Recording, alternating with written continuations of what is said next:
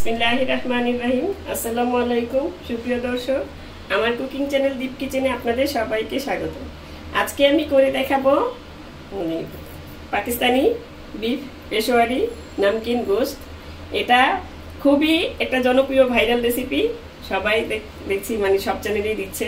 তো আমিও একবার ট্রাই করে দেখলাম যে না, খুবই সুস্বাদু হয় এই রেসিপিটা।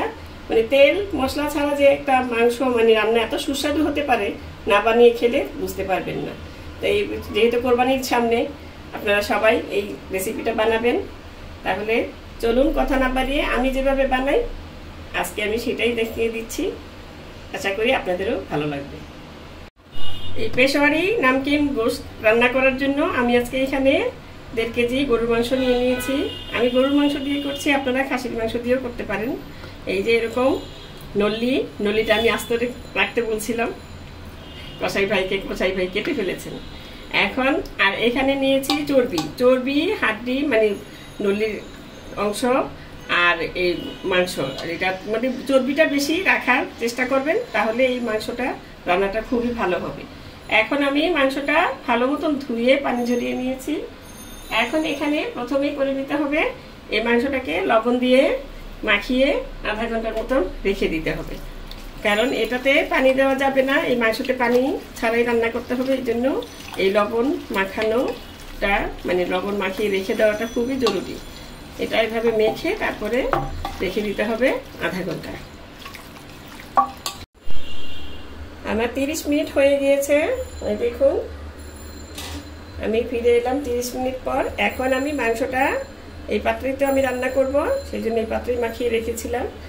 এখন এটা চুলায় বসিয়ে দিয়েছি। এখন চুলার আঁচটা আমি না দিয়ে আমি এখন যা যা দিব এর মধ্যে তা আগে দিয়ে নিব। এখন দিয়ে দিচ্ছি প্রথমে এখানে দিয়ে দিচ্ছি 3টা টমেটো। আমি ছোট সাইজের টমেটো নিয়েছি, তাই আমি টমেটোগুলো মাঝখান দিয়ে শুধু মুখটা কেটে নিয়েছি। আপনারা যদি বড় সাইজের টমেটো নেন তাহলে টমেটোগুলো আপনারা এটা কেটে নিতে পারেন মাঝখান দিয়ে। এই যে এইভাবে আমি ছড়িয়ে ছিটিয়ে দিয়ে দিব। এখন নিয়ে নিচ্ছি আলু।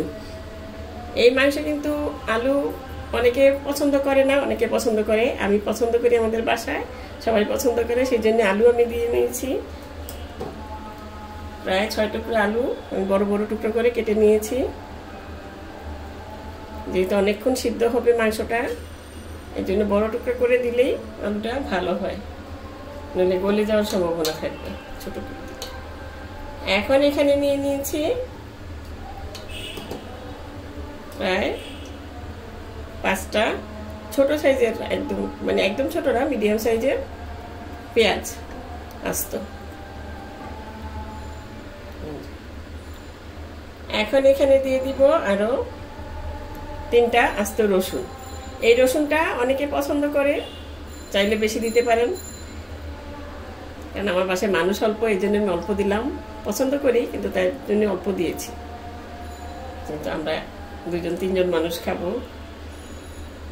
এখন এখানে দিয়ে দিয়েছি নিজে প্রায় 6-7 টুকরা আদা।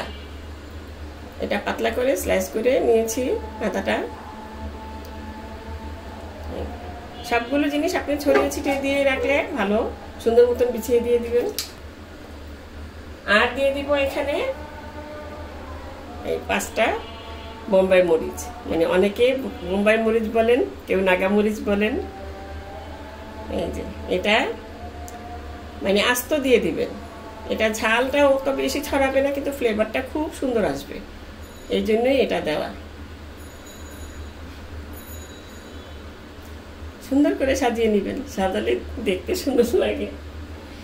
আর এখানে দিয়ে দিয়েছি 1 চা চামচের চেয়ে একটু বেশি গোলমরিচ,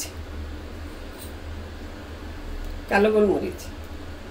এই মাংস রান্নায় কিন্তু মশলা হিসাবে 2টা জিনিস যাচ্ছে, একটা হচ্ছে আদা আর একটা হচ্ছে এই গোলমরিচ। এই 2টা মশলা দিয়েই রান্না হবে আজকের এই পেশোয়ারি নামকিন গোশত, পেশোয়ারি বিফ।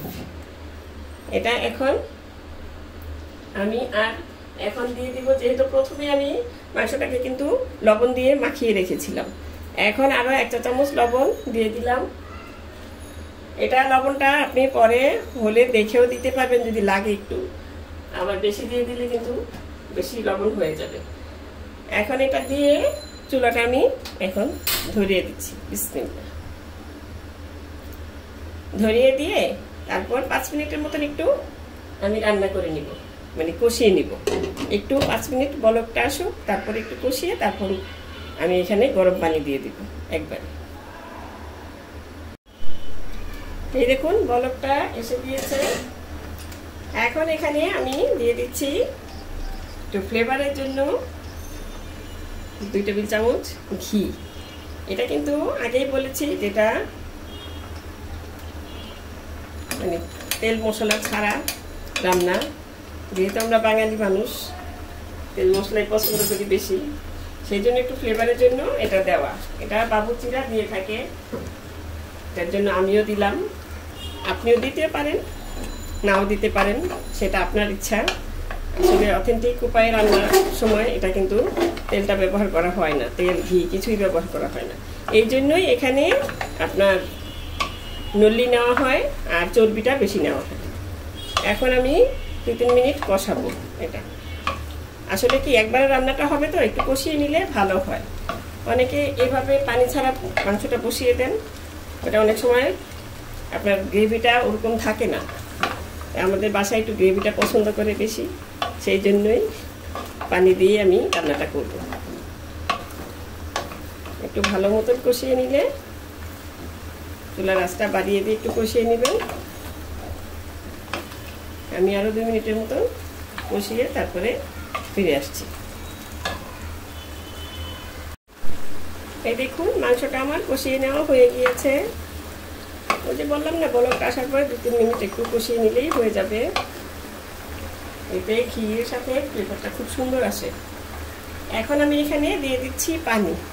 আমি পানিটা গরম পানি দিচ্ছি, গরম পানিটাই দেওয়ার চেষ্টা করবেন।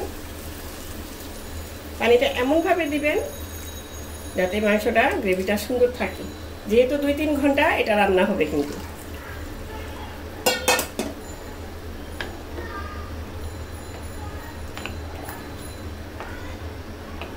এখন এটা একটু নেড়ে চেড়ে আমি এটা ভালো মতন ঢেকে দিয়ে রান্না করে নিব। আঁচটা থাকবে একদম লো, মানে মিডিয়াম আছে না, লো আছে রাখবেন। লো আছে একটু বেশি রেখে রান্নাটা করবেন। এটা এখন বলক আসলেই আমি যেহেতু গরম পানি দিয়েছি, বলকটা এই দেখুন এসে গিয়েছে। এই পর্যায়ে কিন্তু আপনারা একটু লবণটা চেক করে নিতে পারেন, দেখে নিতে পারেন লবণটা। আবার পানিটা কমলেও কিন্তু লবণটা দেখা যাবে। আমি এখন আর লবণ দিব না, আমি পানিটা কমলে নামানোর আগে দিয়ে দেখে নিব। লবণটা যদি লাগে ওই সময় দেওয়া যাবে। অনেকেই মনে করেন যে তেল মশলা ছাড়া মাংস এটা কেমন হবে। স্বাভাবিক, আমরা বাঙালি যেহেতু আমরা ঝাল টাল এগুলি পছন্দ করি, কিন্তু একবার বানিয়ে খেয়ে দেখবেন এর স্বাদ জীবনও ভুলতে পারবেন না। মানে এটা অন্যরকম একটা স্বাদ, খুবই ভালো লাগে খেতে। ভাত, পোলাও, রুটি, পরোটা সবকিছু দিয়ে এটা ভালো লাগে। আর মাংসটা ওই যে লবণ দিয়ে মেখে রেখেছিলাম, এটার কারণ হচ্ছে মাংস থেকে পানিটা বের হবে আস্তে আস্তে, আর মাংসটাও সফট হবে, এই জন্যই মেখে রাখা। না মেখে রেখেও বসিয়ে দিতে পারেন, সময়টা বেশি লাগবে আরো। এই দেখুন পানিতে বলক এসে গেছে। এখন আমি এটা একদম চুলার আঁচটা লোতে করে দিয়ে আমি ঢেকে রেখে দিব প্রায় 2 ঘন্টার মতন। 2 থেকে 2.5 ঘন্টাও লাগতে পারে। আর প্রেসার কুকারে যদি আপনারা তাড়াতাড়ি করে রান্নাটা করতে চান, সেক্ষেত্রে প্রেসার কুকারে দিয়েও রান্না করে নিতে পারেন। এটা তাড়াতাড়ি সিদ্ধ হয়ে যাবে, যেহেতু মাংসটা একদম সফট করে সিদ্ধ করতে হবে।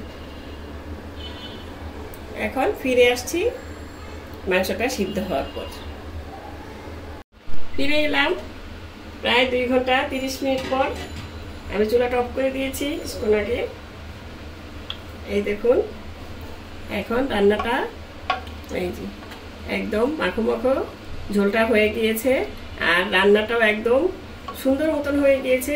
এখন বিফটা এই দেখুন কত সহজে খুলে গেল, একদম সফট হয়ে গিয়েছে।